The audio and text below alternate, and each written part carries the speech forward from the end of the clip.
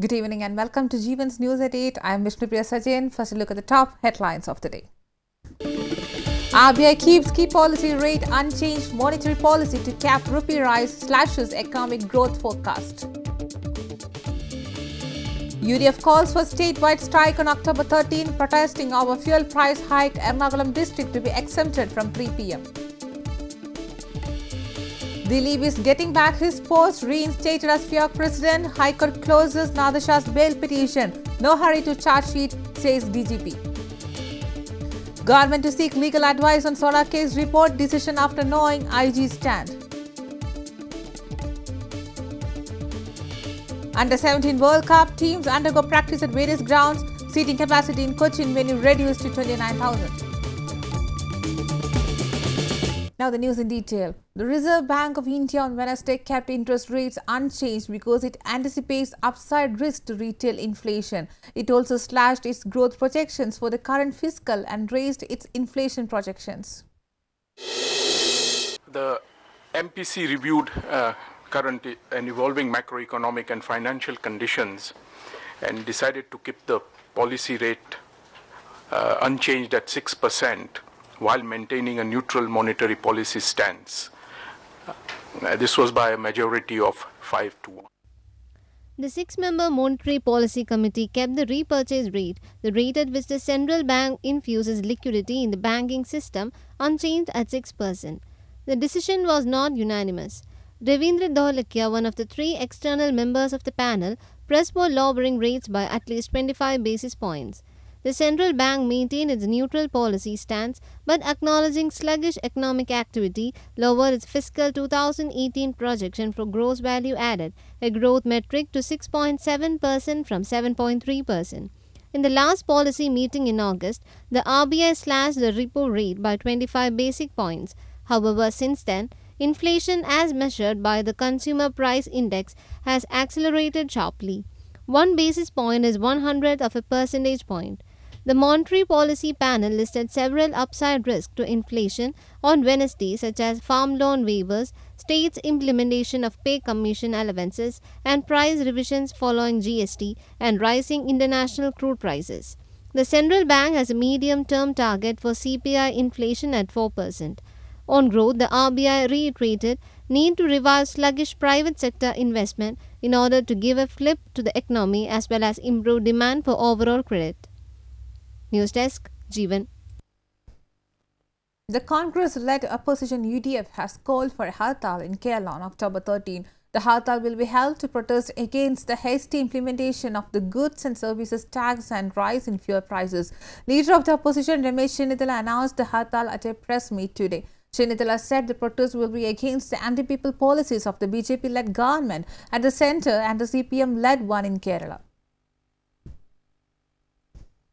The cabinet, which met on Wednesday, decided to urge the GST Council to put in place a foolproof system to curb profiteering by traders in the name of goods and service tax. The cabinet felt that the traders are making undue profit by taking advantage of the ambiguity and glitches in the software. The software for traders to remit the GST is managed by a private venture called Goods and Service Tax Network. Therefore, the states have limited authority to intervene in the matter. The complaints have to be addressed by the firm. Kerala will also ask the GST Council not to slap penalty on traders who are unable to file returns due to anomalies in software. The state government also said the tax rate on some goods would cause hardship to the poor and adversely impact the economic growth. The cabinet opined that problems connected with tax remittance by traders existed even after 3 months of the implementation of GST, and this is causing hardship both to traders and consumers. News Desk, Jeevan. Under opposition fire over fuel prices, the centre today reduced the basic excise duty on petrol and diesel by ₹2 per litre. Effective Wednesday, on the first time, the NDA government has reduced excise duty on petrol and diesel after having raised it 11 times since November 2014.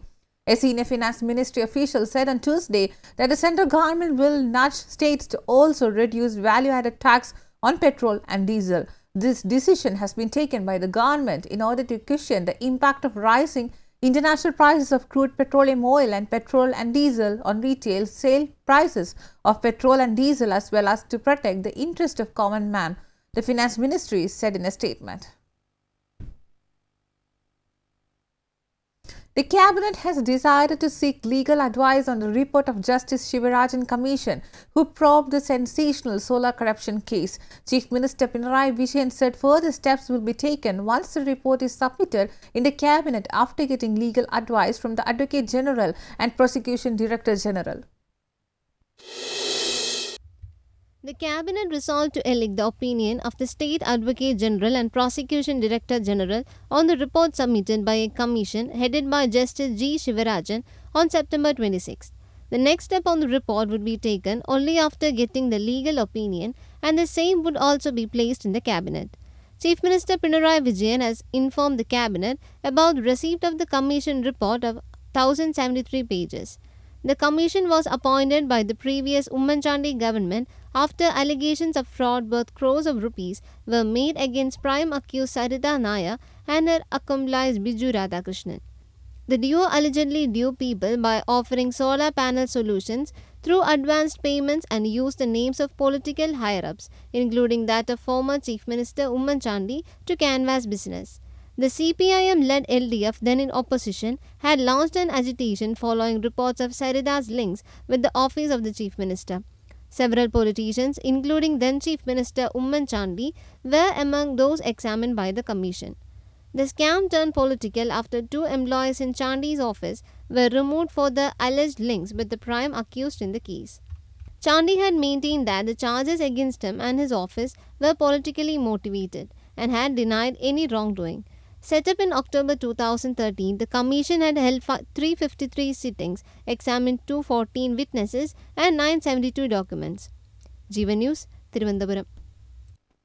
Slamming the political killings of BJP RSS cadres in Kerala, Uttar Pradesh Chief Minister Yogi Adityanath on Wednesday tore into the CPIM-led state government and asserted that violence under Chief Minister Pinarayi Vijayan is increasing and an environment of jihadi terrorism is prospering in the state. Uttar Pradesh Chief Minister Yogi Adityanath on Wednesday alleged that Kerala is witnessing politically sponsored violence under the misrule of the CPIM. There is no scope for political violence in a democracy, but unfortunately Kerala, God's own land, is witnessing politically sponsored violence, said Adityanath, who landed in Kannoor's Kicheri to voice his protest against the CPIM for allegedly targeting BJP workers in the state. सर्वाधिक हत्याएं मुख्यमंत्री के गृह जनपद में हुई हैं और इसीलिए भारतीय जनता पार्टी केरल इकाई ने जन जागरण की दृष्टि से इस प्रकार की राजनीतिक हत्याओं का क्रम सिलसिला बंद हो, केरल के प्रत्येक नागरिक को सुरक्षा प्रदान हो. While leading his march against the alleged killing of RSS workers in Kerala, UP Chief Minister Yogi Adityanath has ranked up the issue of love jihad and said that it was a dangerous trend. Love jihad is a dangerous trend. The Supreme Court has already passed an order on it and the NIA is investigating it, said the leader. Yogi has also urged the Kerala government to take a serious look at cases of love jihad in the state. हमारे supreme court ने इस बारे में बहुत अच्छा फैसला दिया है.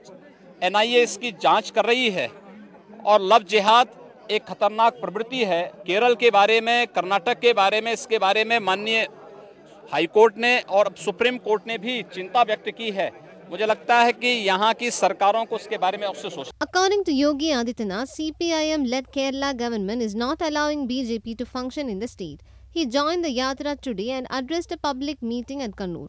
BJP President Amit Shah flagged off the Yatra covering 11 districts from Payyanur on October 3rd and walked 9 kilometers to inspire the workers. Shah will join the Yatra again on Thursday when it passes through Pinarayi's constituency Dharmadam and his village. CPIM has taken caution not to have disturbances during BJP.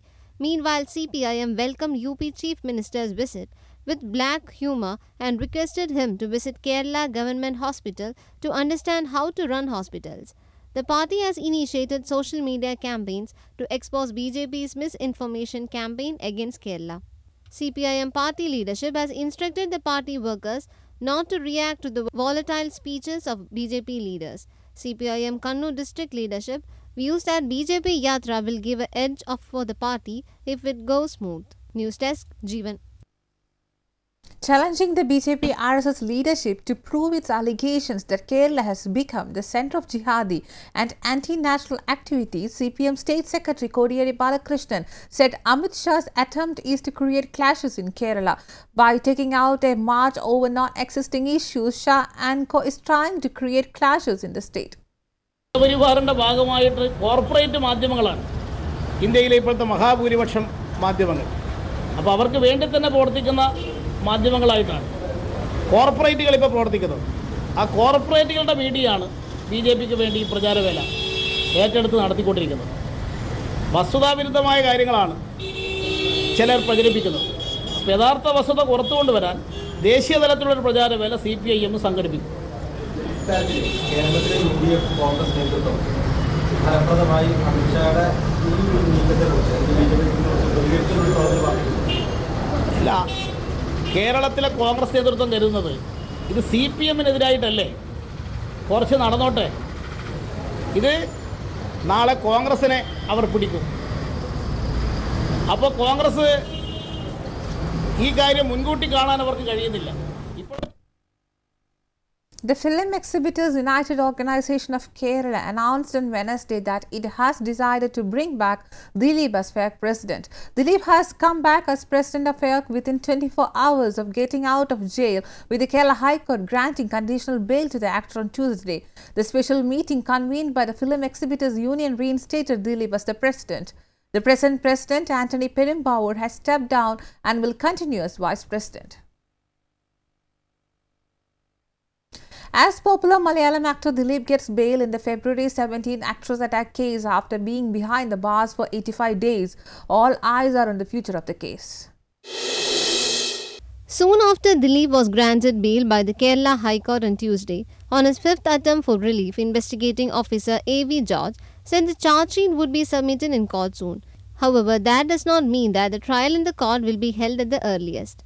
Under normal circumstances, it is up to the trial court to decide when to start the trial even after the charge sheet was submitted.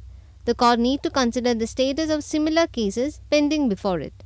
The actress attack case will be tried by the Ankamali Judicial Magistrate. However, in such a situation, the prosecution can demand the High Court to set up a special trial court considering the sensational quotient of the case to finish it as fast as possible. The government will have to arrange the facilities for the special court. Dilip can also request the trial court or the High Court to conduct a speedy trial, citing the difficulties it causes in his professional and personal life. It is yet to be seen if the actor would do so or wait for the law to take its course. The actor need not be worried as long as he abides by the conditions of bail. However, the court can cancel the bail in case Dilip violates any of the conditions. News Desk, Jeevan. The police team probing the February 17 actress attack case is not in a hurry to file the charge sheet with actor Dilip, accused of plotting the crime, being granted bail. State Police Chief Loknath Behra hinted this day after Dilip was released from the Aluva sub-jail, where he was lost for 85 days. Behra said the police were not legally bound to submit the charge sheet soon. He said the prosecution could not be blamed for Dilip getting bail. He said the probe was still on. The special investigation team was reportedly planning to submit the charge sheet this week itself, before Dilip's remand completed 90 days. However, with the actor being granted bail, the police may take more time to prepare a foolproof charge sheet. The Kerala High Court granted bail to Dilip on Tuesday in its fifth attempt for relief. Earlier, the High Court and the trial court in Ankamali had denied bail to the actor twice each. Dilip was arrested on July 10 for allegedly commissioning crime accused Pulsar Suni to sexually assault the actress and film the act. News Desk, Jeevan. Women in Cinema Collective members have said that they would intensify their support to the attacked actress in Cochin in the wake of Dilip getting bail in the related case. They have announced this through their Facebook page. Dilip, who was charged with conspiracy in the case, was yesterday released from jail after 85 days. A huge crowd and fans had gathered in front of the jail and his house to receive him. Yesterday, the social media was also flooded which supported the actor. It was under these circumstances that the WCC came out to reiterate their support to the actress. The Kerala High Court on Wednesday closed the anticipatory bail plea of actor and director NADIM Shah. The prosecution intimated to the court that at present there exists no evidences in arranging NADIM Shah as an accused, and hence the court dismissed his plea. The court said he may not fear about his arrest now. The court asked NADIM Shah to appear before the police when they summoned him. The court also orally observed that the police must not name any Tom, Dick and Harry as accused, and witnesses must remain as witnesses only. If all witnesses are made accused, then there would be no witnesses in the case. If that is the case, then there would be a petition of the real culprit escaping the law. The case will not get any bigger by increasing the number of accused. Only those named in the charge sheet must be named as accused. NADIM Shah has stated that the police were exerting pressure on him to speak against Dilip, and the prop team is making all attempts to name him as accused in the case. NADIM Shah approached the court with a bail plea stating all these factors. News Desk, Jeevan. As the BJP tried to celebrate the arrival of Uttar Pradesh Chief Minister Yogi Adityanath in Kerala to attend a protest march, the CPM took to social media to counter the fanfare. In a sarcastic tweet, the CPM welcomed the UP's Chief Minister to Kerala and asked him to learn how to run hospitals effectively. The jibe was a clear reference to the death of hundreds of children in various hospitals in the Yogi-ruled state. The proved state of hospitals came to light when 63 children died in a span of 3 days last month at Baba Raghavdas Medical College in Gorakhpur. CPM State Secretary Kodiyeri Balakrishnan on Wednesday lambasted the BJP rally, calling it an attempt to flare up communal tension. In an apparent dig at the poor state of social development indices in BJP-ruled state, Kodiyeri had the other day said the BJP leaders can enjoy the natural beauty of Kerala while taking part in the rally. He had also said that the BJP leaders who need to relieve themselves during the foot march can use toilets of the households along the road. He was referring to the lack of sanitary facilities in many of the states ruled by BJP. Congress leader Umman Chandi also flanked the BJP rally, saying his party would not stand a mute victim if the BJP attempts to paint Kerala in a bad light. BJP President Amit Shah launched a 15-day march in Kannur on Tuesday. News Desk, Jeevan. Former Kerala Chief Minister Umman Chandi in an interview said the people of Kerala have always had a broader vision. Not acceptable to insert Kerala on the basis of random incidents. We will oppose any such move that wrongly shows us in a bad light into the rest of the country. Keralam എല്ലാവിധ വിഭാഗീയതയ്ക്കും എതിരായി അതിനതീതമായി ഉയർന്ന രീതിയിൽ ചിന്തിക്കുകയും ഉയർന്ന രീതിയിൽ പ്രവർത്തിക്കുകയും ചെയ്യുന്ന സംസ്ഥാനമാണ്. ഏതെങ്കിലും ഒറ്റപ്പെട്ട ഒരു പ്രശ്നത്തിൻ്റെ പേരിൽ കേരളത്തെ അടച്ചാക്ഷേപിക്കാൻ ശ്രീ അമിത്ഷാ ശ്രമിച്ചാൽ അതിനെ കേരളത്തിലെ എല്ലാ വിഭാഗം ജനങ്ങളും ഒന്നിച്ചു നിന്ന് അതിനെ എതിർക്കും. The Nobel Prize in Chemistry 2017 has been awarded to 3 scientists for their pioneering work developing new methods of visualizing biomolecules such as the Zika virus. Jacques Dubochet of Switzerland, Joachim Frank of the US and Richard Henderson of the UK were awarded the prize for cryo-electron microscopy. The technique allows scientists to freeze biomolecules in action and visualize processes they have never previously seen. The United States on Wednesday backed India's opposition to the China-Pakistan Economic Corridor, agreeing with New Delhi that it passes through a disputed territory and no nation should put itself into position of dictating the Belt and Road Initiative.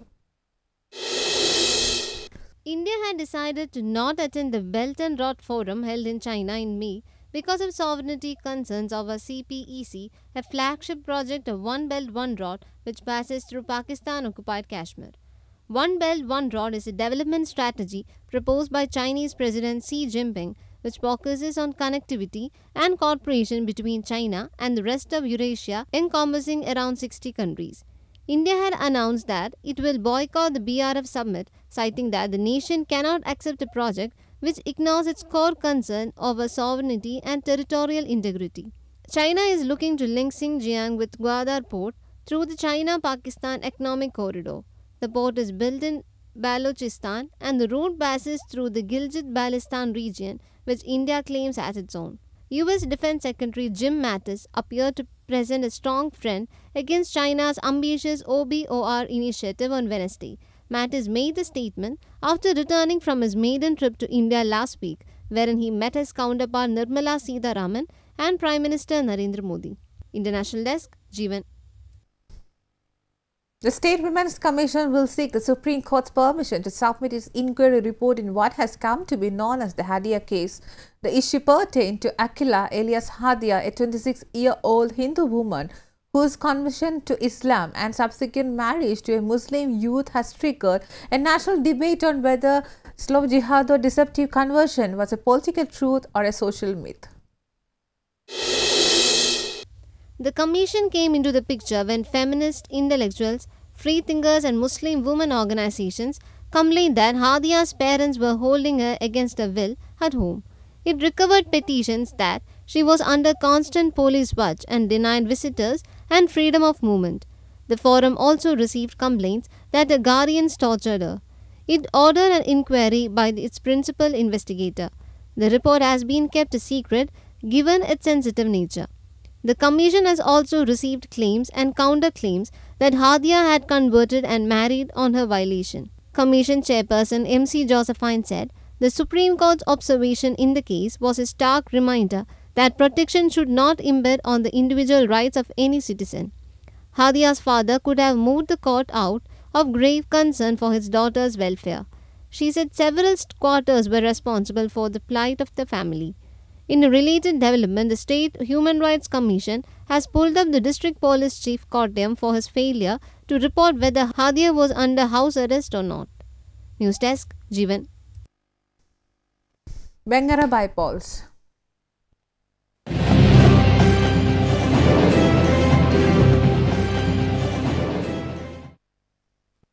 As the campaign for Bengara by-election enters the second phase, all parties are staying away from political controversies and focusing on the campaigns. All parties are trying to win the heart of voters through family meetings.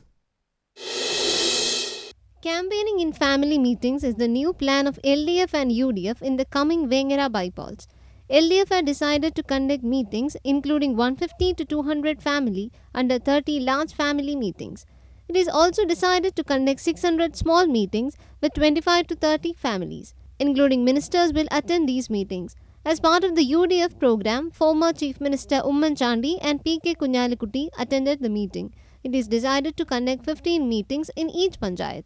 The meetings will continue till October 8th. BJP will arrange 300 family meetings in panchayat for promotions of candidate K. Janardhanan Master. State leaders Shobha Surendran, A.N. Radhakrishnan, M.T. Ramesh, Advocate P.S. Sridharan Pillai, P.K. Krishnadas also will participate. News Desk, Jeevan.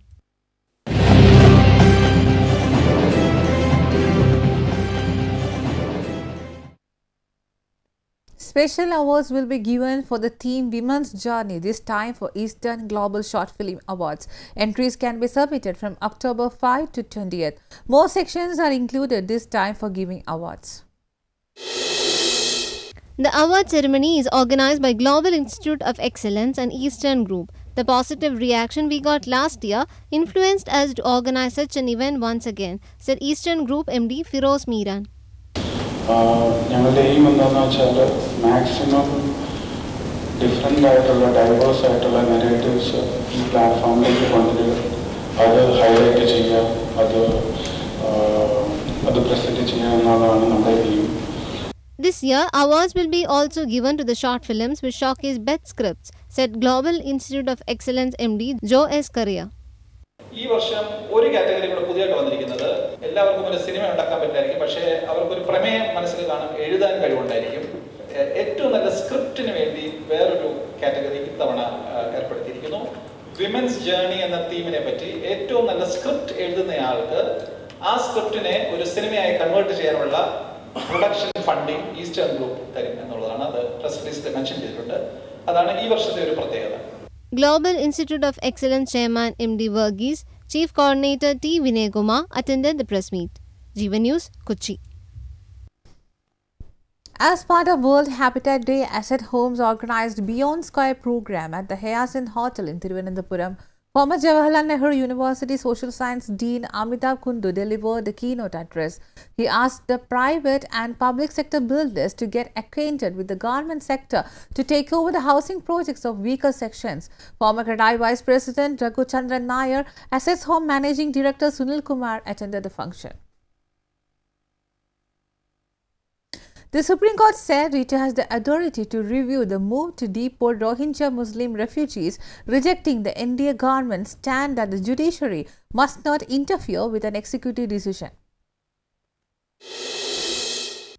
The judge was responding to Additional Solicitor General Tushar Mehta's argument that the sender's submission with regard to the case was justified. Mehta contended that the sender had arrived at this decision on the basis of constitutional principles. Earlier, senior advocate Fali S. Nariman had read out a 2011 directive by the UPA government that assured protection to refugees. He insisted that the present government's decision to deport the Rohingyas went against consistent decisions taken in the past in tune with international obligations. CJI Misra asked Mehta to take Nariman's submissions into consideration. They have raised concern about women and children. They also feel that India should live up to its commitments and take steps to protect this large community.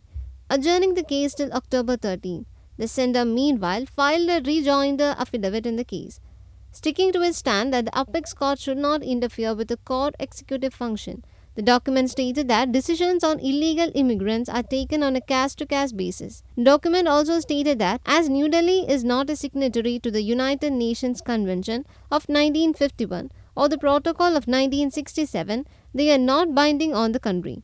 Hence, the sender has the right to deport illegal immigrants in accordance with Indian laws, thereby protecting the fundamental rights of its own citizens in the interest of national security. National Desk, Jeevan.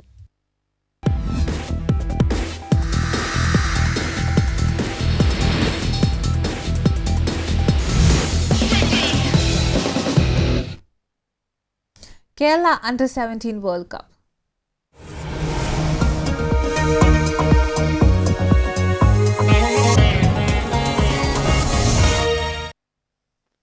Young footballers from 4 nations, Spain, Brazil, North Korea and Niger landed in Cochin. The usual fanfare for visiting international players was missing, but 3-time champions Brazil and European powerhouses Spain wasted no time to get some training on ground. Even as all the 4 teams in Group D of the Under-17 FIFA World Cup have hit the practice grounds here, State Police Chief Loknath Behra said on Wednesday that the seating capacity of the Jawaharlal Nehru Stadium is reduced to 29,000 seats.